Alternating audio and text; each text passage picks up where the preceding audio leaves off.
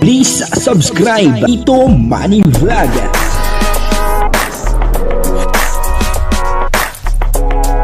Payagan po si Tito Manny Vlog na mag-reactor para pambiling gamot sa kanya pong karamdaman. Wala man siyang records ng ng awayan. Magandang plano ni Kalingap Dan para sa kanilang dalawa ni Joy Diwata.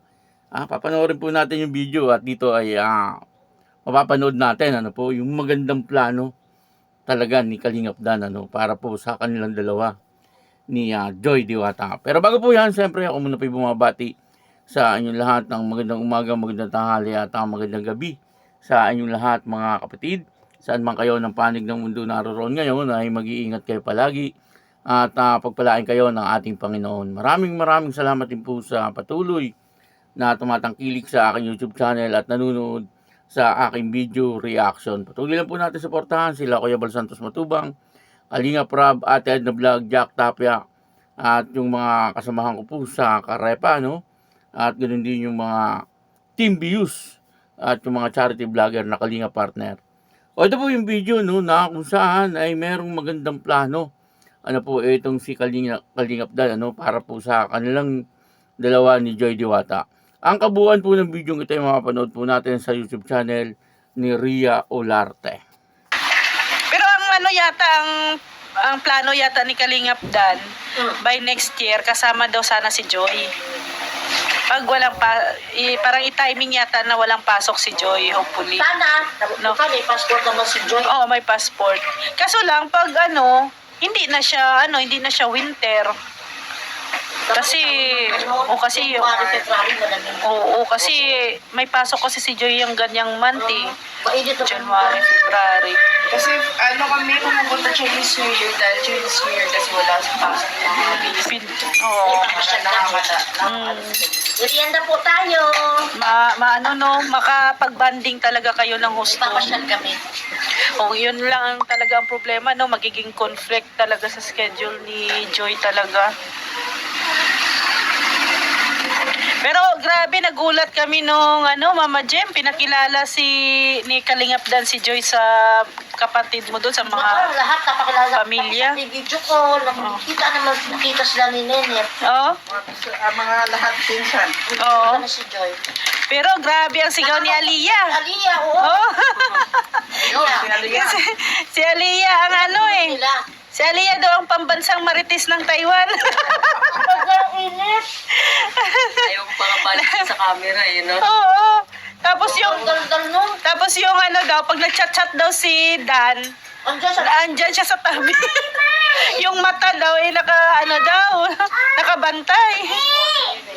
Sabi ka ng tatay niya nanonood daw ng TV, puro Joy yung pinapanood. Kaya na lang daw nila. Oo, naging idol niya na si Joy. Parang nalamangan si Hana ni Aliyah. Kasi akala namin si Hana yung aming CCTV doon. Hindi pala. Si Aliyah pala ang sisigaw ng husto doon. Yung nga po si Ria Olarte, si Hana at saka si Ma'am Gemma ay nag-uusap-usap doon po sa balkonahe ng bahay po nila doon po sa kila Kuya Brooks. At yun na nga, nabanggitan po dito ni Ria Olarte, yung magandang plano po ni Kalingap Dan, na isasama daw po ni Kalingap Dan itong si Joy Diwata doon sa Taiwan. Makailang beses na po nating narinig yan pero talagang lagi pong sinasabi yan ni Kalingap Dan.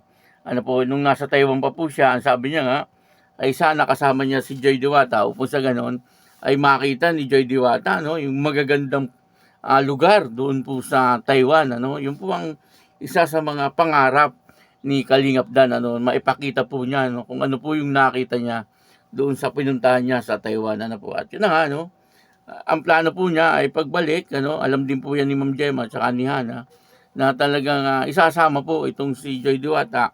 At ang isa pa po doon, siyempre, para maipakilala din po ni Kalingap Dan sa personal, etong si Joy Diwata doon po sa kanyang mga kamag-anak doon, po sa Taiwan. Bagamat sabi nga ni Ma'am Gemma, ay halos lahat daw po ng kamag-anak nila sa Taiwan ay nakilala na ni Joy Diwata sa pamamagitan po ng cellphone.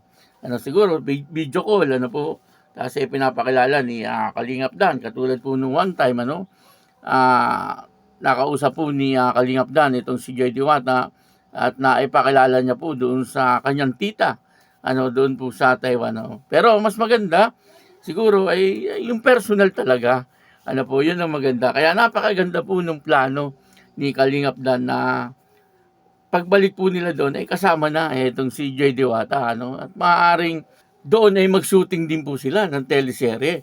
Ng Dan Joy. Maganda yun, pag-shooting po sila doon ng teleserye ng Dan Joy. Hindi na po LDR, kasi yung nakaraan shooting po nila, kung natatandaan nyo, sa Taiwan si Kalingap Dan, ay medyo malayo yung kanilang distansya, kumbaga LDR. At yun nga, doon po nabisto na lagi po silang magkausap ni Joy Diwata. Kasi nagkataon po na tumawag po itong si Kalingap Dan, ay naandun naman si Kalingap Rab. Doon lang po ay talagang makikita po natin. Talagang kahit nga po malayo itong si Kalingap Dan, ay talagang may komunikasyon. Itong dalawa, talagang nag-a-update po sa bawat isa.